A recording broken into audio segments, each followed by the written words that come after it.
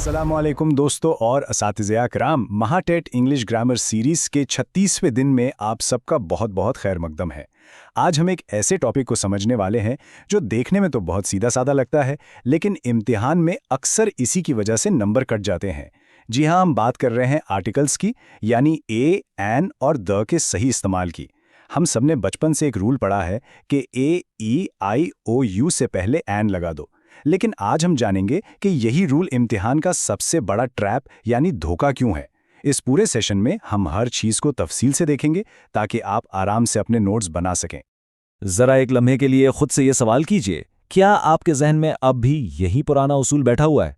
अगर आपका जवाब हाँ है, तो ये समझ लीजिए कि आज की क्लास आपके लिए ही है। देखिए, जो इम्तिहान बनाते हैं वो ये बात अच्छी तरह जानते हैं कि ज़्यादातर लोग इसी पुराने उसूल पर चलते हैं, और इसीलिए वो जानबूझकर सवालों में ऐसे अल्फाज डालते हैं जहां ये उसूल काम नहीं करता और आपके नंबर कट जाते हैं।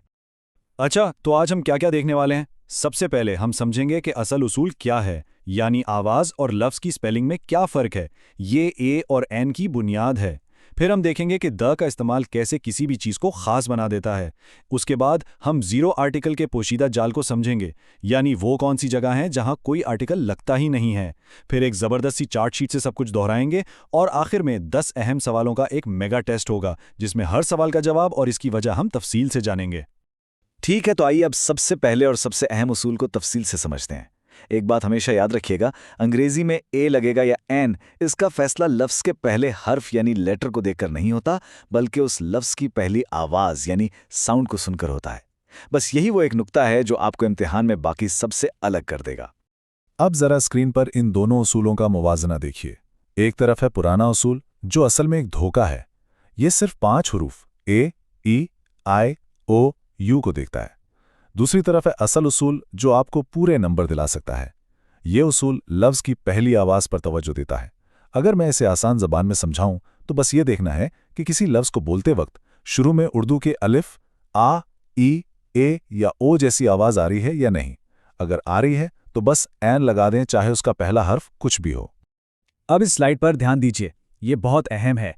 इसमें वो 4 अल्फाज हैं जो इम्तिहान में बार बार पूछे जाते हैं। एक एक करके इनको समझते हैं। पहला लफ्ज़ है यूनिवर्सिटी। लिखा तो यू से है, लेकिन जब हम इसे बोलते हैं तो पहली आवाज़ य की निकलती है। यह एक कॉन्सोनेंट साउंड है, इसलिए हम कहेंगे अ यूनिवर्सिटी। दूसरा है आर। यहाँ एच लिखा तो है मगर बोला नहीं जाता, वो साइलेंट है। आवाज़ आ से शुरू होती है जो एक वॉवल साउंड है, इसलिए हम कहते हैं एन आर। तीसरा है यूरोपियन, जो ई से शुरू होता है लेकिन आवाज़ फिर से य की है, तो यहाँ भी अ यूनिवर्सिटी होगा। और चौथा एमएलए, ये एक एब्रिविएशन है। जब हम एम बोलते हैं तो आवाज़ एम से शुरू होती है, यानी ई की वॉवल साउंड से, इसलिए एन एमएलए कहना दुरुस्त है। अच्छा, तो ए और एन की कहानी तो समझ आ गई। अब चलते हैं अपने दूसरे बड़े उसूल की तरफ, जो है द का इस्तेमाल। द को डेफिनेट आर्टिकल भी कहते हैं, क्योंकि इसका काम ही किसी आम चीज़ को ख़ास बनाना है। ये उन चीज़ों के लिए इस्तेमाल होता है जो दुनिया में एक ही हैं या फिर जिनका जिक्र पहले हो चुका हो। और ये स्लाइड दूसरी बार के उसूल को बहुत ही बेहतरीन तरीके से समझा रही है। यह उसूल बहुत आसान है। जब आप किसी भी शख्स, जगह या चीज़ का जिक्र पहली बार करते हैं तो वो आम होती है, उसके लिए हम ए या एन इस्तेमाल करते हैं। लेकिन जब उसी चीज़ का जिक्र आप दोबारा करते हैं तो वो सुनने वाले के लिए ख़ास बन जाती है, और तब दा का इस्तेमाल ज़रूरी हो जाता है। अब हम एक ऐसे उसूल पर आते हैं जिसे अक्सर लोग नज़रअंदाज कर देते हैं, और वो है ज़ीरो आर्टिकल। ये महाटेट के इम्तिहान बनाने वालों का पसंदीदा सवाल होता है। वो आपको एक खाली जगह देते हैं और ऑप्शंस में ए, एन, द के साथ नो आर्टिकल रिक्वायर्ड भी लिख देते हैं, और अक्सर सही जवाब यही आखिरी ऑप्शन होता है। तो आइए देखते हैं कि वो कौन सी जगहें हैं जहां कोई आर्टिकल नहीं लगता।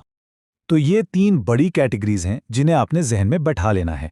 जब भी आप किसी जुबान, किसी खेल या किसी धात या मवाद के बारे में एक आम बात कर रहे हों तो उनके नाम से पहले कोई आर्टिकल नहीं लगेगा। जैसे आप कहेंगे शी स्पीक्स मराठी या वी प्ले हॉकी। हाँ, अगर आप किसी खास मवाद की बात करें, जैसे इस अंगूठी में जो सोना है वो अफ्रीका से है, तब द गोल्ड लगेगा, लेकिन वो एक अलग सूरत हाल है। चलें जी, अब फाइनल टेस्ट से पहले एक बार जल्दी से सब कुछ दोहरा लेते हैं। ये स्लाइड आपकी चीट शीट है। आप चाहें तो इसका स्क्रीनशॉट ले लें या अपने नोट्स में लिख लें, ताकि इम्तिहान से पहले इसे देखना आसान रहे। ये स्लाइड हमारे आज के पूरे सेशन का खुलासा है। इन 5 मास्टर रूल्स को अच्छी तरह समझ लें। पहला उसूल, हमेशा आवाज़ पर भरोसा करें, हर्फ पर नहीं। दूसरा और तीसरा, ये धोखे वाले अल्फाज यूनिवर्सिटी, यूरोपियन, आवर, MLA, इनको तो पक्का याद कर लें। चौथा उसूल दे के इस्तेमाल को बताता है और पांचवां जीरो आर्टिकल के बारे में है। ये तमाम ट्रिक्स का अहाता करते हैं जिन पर हमने बात की है। तो अब वक्त है ये जांचने का कि हमने कितना सीखा है। फाइनल राउंड के लिए तैयार हो जाएं, हमारा मेगा टेस्ट। मैं आपके सामने 10 सवाल रखूंगा, बिल्कुल वैसे ही जैसे इम्तिहान में आते हैं। चलें देखते हैं कि आप इन धोखों को कितनी अच्छी तरह पहचान कर हल करते हैं। पहला सवाल है, he is dash honest man. यहां लफ्ज ऑनेस्ट में एच की आवाज नहीं आती, आवाज शुरू होती है आ से, और आ एक वाउल साउंड है, तो जाहिर है सही जवाब होगा एन। दूसरा सवाल है, I study in dash university. ये वही मशहूर जमाना धोखा है। यू को देखकर बहुत से लोग एन लगा देते हैं, लेकिन आवाज क्या है? यू, और यह एक कॉन्सोनेंट साउंड है, इसलिए दुरुस्त जवाब है ए। तीसरा सवाल है, my father is dash MP। यहां भी आवाज का असूल काम आएगा। MP बोलते वक्त पहली आवाज M की आती है, जिसकी शुरुआत E की वाउल साउंड से होती है, इसलिए यहां भी सही जवाब एन है। चौथा सवाल है गलती तलाश करने का। जुमला है I like to play the football. हमने अभी अभी पढ़ा कि खेलों के नाम से पहले कोई आर्टिकल नहीं लगता, तो यहां से द हट जाएगा और सही जुमला होगा I like to play football. पांचवां सवाल है, I bought a shirt dash shirt is blue. पहले जुमले में एक आम शर्ट का जिक्र है, लेकिन दूसरे जुमले में हम उसी शर्ट की बात कर रहे हैं। अब वो खास हो गई है, तो हम द इस्तेमाल करेंगे।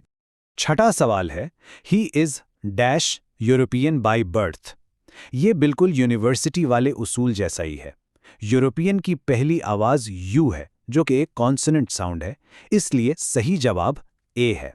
सातवां सवाल है, dash sunrises in dash east. यहां दोनों खाली जगहों में द आएगा।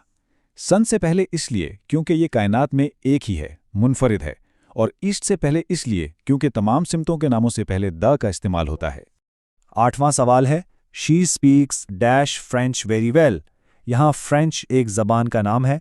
जैसा कि हमने जीरो आर्टिकल के उसूल में सीखा था, ज़बानों के नामों से पहले कोई आर्टिकल नहीं आता, तो यहाँ सही जवाब है नो आर्टिकल। नवां सवाल है, it takes dash are to reach there. ये सवाल भी ऑनेस्ट वाले सवाल की तरह है।